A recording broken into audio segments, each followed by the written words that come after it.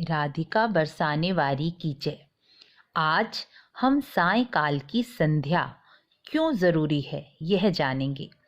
वैसे तो संध्या 3 बार करनी चाहिए। ब्राह्मणों में यह नियम होता है कि वह त्रिकाल संध्या अवश्य ही करते हैं। संध्या उस समय को कहा जाता है जब 2 समय मिल रहे हों, जैसे ब्रह्म मुहूर्त में रात और दिन मिल रहे होते हैं तो वह समय विशेष हो जाता है, जिसे ब्रह्म मुहूर्त कहते हैं। और यह तो सभी जानते हैं कि ब्रह्म मुहूर्त में किया गया स्नान, पूजा, जप, तप 100 गुना फल प्रदान करते हैं और शीघ्र फलदायी होते हैं। लेकिन ब्रह्म मुहूर्त में आज की परिस्थितियों को देखते हुए जो लोग रात को 12 बजे ही सोते हैं तो सुबह 3 से 5 बजे उठकर पूजा करना या स्नान करना असंभव सा जान पड़ता है।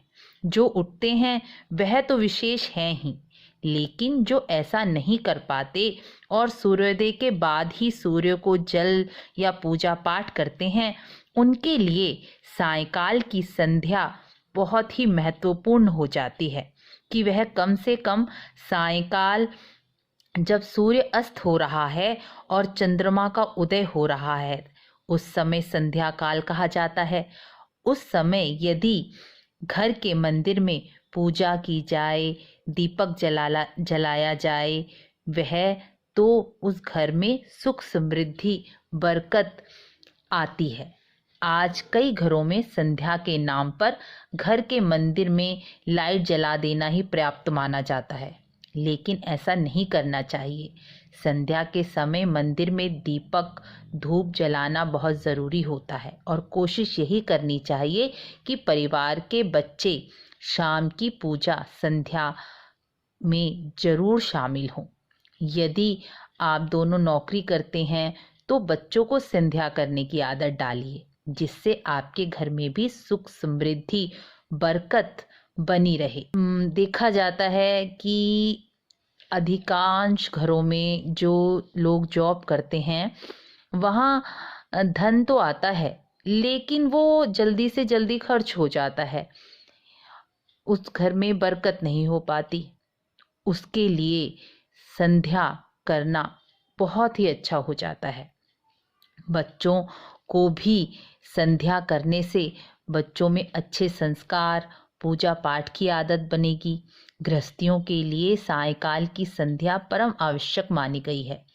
पुराणों के अनुसार संध्या के समय भगवान शिव और पार्वती पृथ्वी का भ्रमण करते हैं। जब उन्हें कोई संध्या के समय भगवान का नाम, कीर्तन, दीपदान, दीप जलाता हुआ दिखाई देता है तो वह उस पर प्रसन्न होते हैं।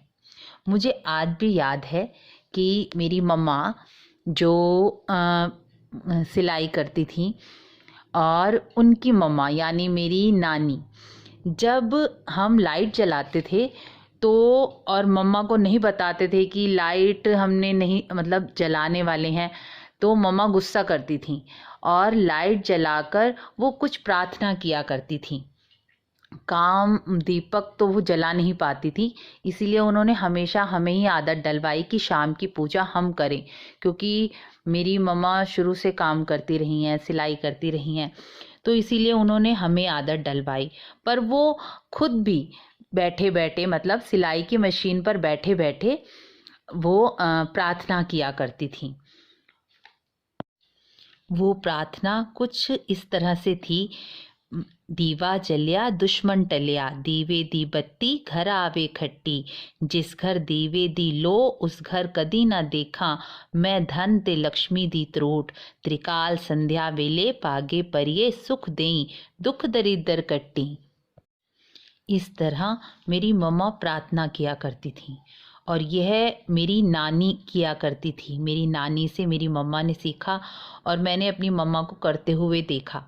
तो मेरी मम्मा पूजा ऐसी प्रार्थना करती थी और हमें कहती थी कि मंदिर में दिया जला दो।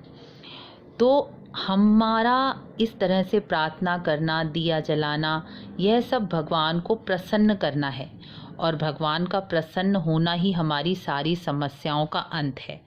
इसलिए प्रत्येक गृहस्थी को अपने घर में संध्या दीप अवश्य ही जलाना चाहिए। यदि आपको वीडियो पसंद आए तो लाइक, शेयर, सब्सक्राइब करके दूसरों को भी शेयर करें और पुण्य के भागी बने। कमेंट में हर हर महादेव जरूर लिखें।